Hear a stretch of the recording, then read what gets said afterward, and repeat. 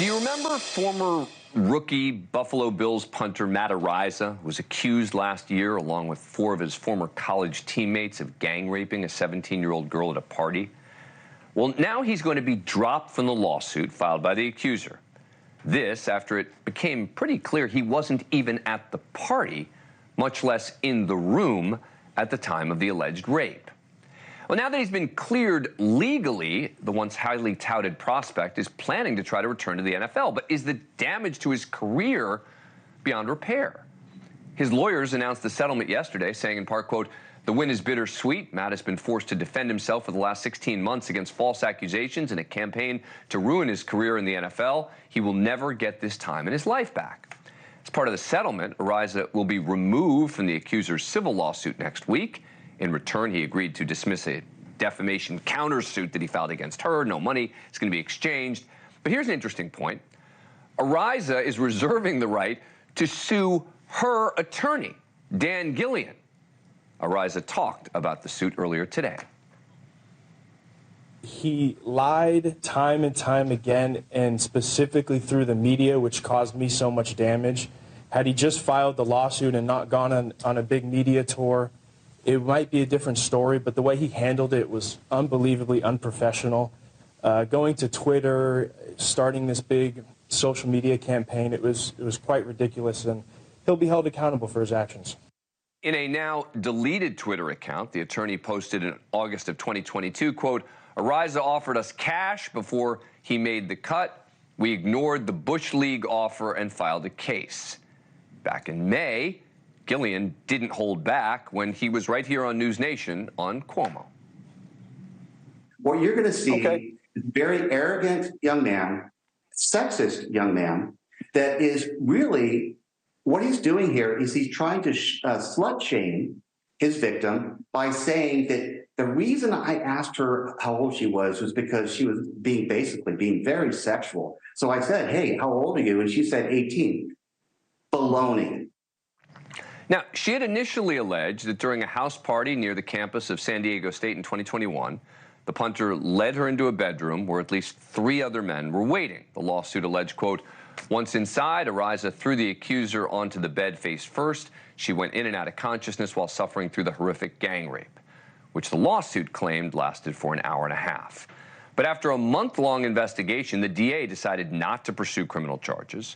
Prosecutors determined that Araiza wasn't even at the party when the alleged incident occurred.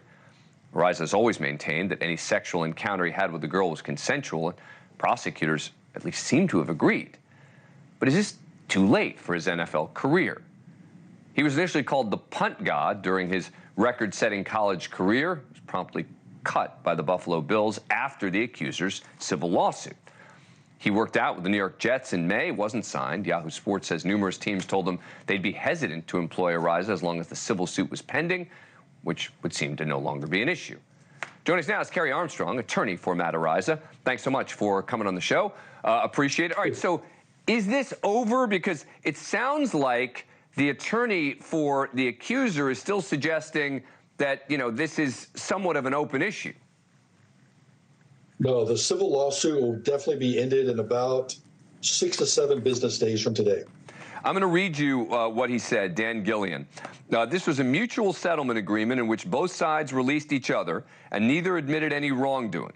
The settlement has no bearing on what happened that night in October of 2021. The facts will be presented to a jury who will make decisions on who did what and who is liable. That trial is months away. I mean, that sounds like he's saying it's still possible that this jury is going to determine that your client engaged in some sort of wrongdoing.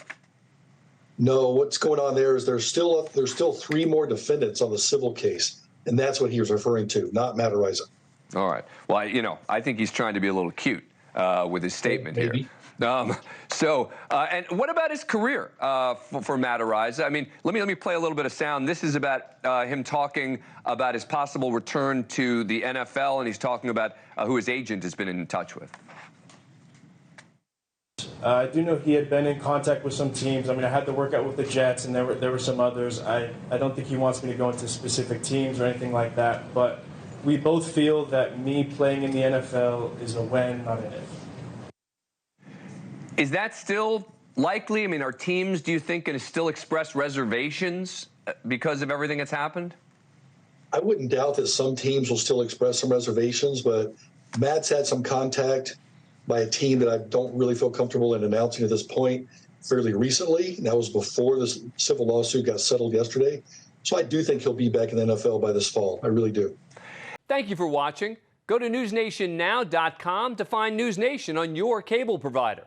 And don't forget to click the red subscribe button below to get more of NewsNation's fact-driven, unbiased coverage.